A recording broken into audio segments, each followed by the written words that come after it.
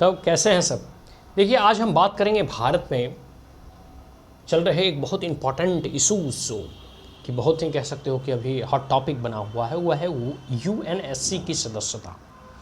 देखो, एक समय था कि यूनाइटेड नेशन ऑर्गेनाइजेशन के द्वारा भारत को परमानेंट वीटो पावर के तौर पे जो है सदस्यता मिल रहा था, लेकिन कह सकते हो ना कि अपने आप को विजनरी लीडर मानने वाले, अपने आप को दूरदर्शिता कि कह सकते हो ना कि परिचायक कहने वाले ऐसे नेता की दूरदर्शिता कुछ थी ही नहीं सही मायनों में अगर माने तो नेहरू की खामियां यह बतलाती है और इनकी कमियां यह बतलाती है कि इनके कारण भारत ने उस वक्त जो परमानेंट वीटो सदस्य की सदस्यता मिल रहा था उसको ठुकरा दिया। अंत में जो है वो चाइना को अलॉट कर दिया गया, चाइना ने सहर्ष स्वीकार कर लिया।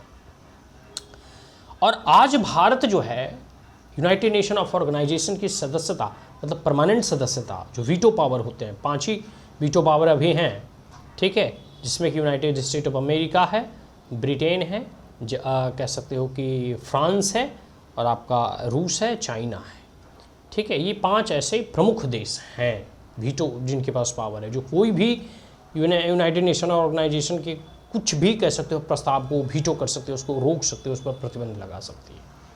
इन 5 के पास है। नॉन परमानेंट मेंबर तो भारत कई बार बन चुका है, लेकिन जो वीटो की शक्ति होती है वो अपने आप में जो है श्रेष्ठ सुप्रीम पावर माना जाएगा यूनाइटेड नेशन ऑफ ऑर्गेनाइजेशन के अंतर्गत।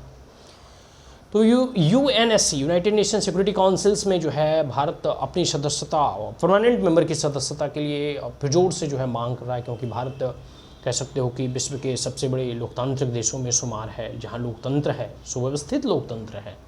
दूसरा है विश्व की सबसे बड़ी जनसंख्या का प्रतिनिधित्व भारत करता है। तीसरा है कि परमाणु शक्ति संपन्न राष्ट्र है। चौथा है कि विश्व की चौथी और 5वीं सबसे बड़ी आर्थिक महाशक्ति है, और सामरिक दृष्टिकोण से भी भारत एक बहुत बड़ा सैन्य शक्ति है। फिर इंडियन ओशन में भारत का रोल बढ़ रहा है और भारत एक उभरता हुआ विश्वगुरु और महाशक्ति भी है। तो इसको देखते हुए प्रधानमंत्री नरेंद्र मोदी कई बार जो है यूनाइटेड नेशन ऑफ ऑर्गेनाइजेशन में इन बातों को रख चुके हैं, इन मुद्दों को रख चुके हैं कि भारत को यूनाइटेड नेशन ऑफ ऑर्गेनाइजेशन के जो सिक्योरिटी काउंसिल्स हैं उसके परमानेंट सदस्य बनाए जाने चाहिए।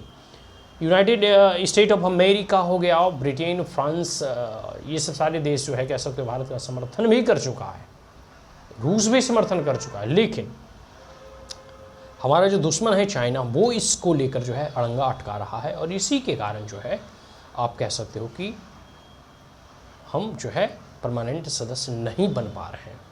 एक समय था कि अमेरिका वगैरह सपोर्ट नहीं करता था, लेकिन अभी नरेंद्र मोदी के नेतृत्व में अमेरिका वगैरह भी हामी भर चुका है, ठीक है। लेकिन देखो, एक छोटी सी मिस्टेक, इतिहास की एक छोटी सी गलती से हमें क्या सीख लेना चाहिए कि नेहरू ने जो सदस्यता मिल रही थी उसके प्रस्ताव को ठुकरा दिया, और आज स्थिति ये है कि हमें या तो रूस पे, मूलतः रूस ही जो है ऑल वेदर टेस्टेड फ्रेंड है, उसी पे ही हमें आश्रित रहना होता है। अब जो है थोड़ा बहुत फ्रांस वगैरह भी हमारा सपोर्ट करता है।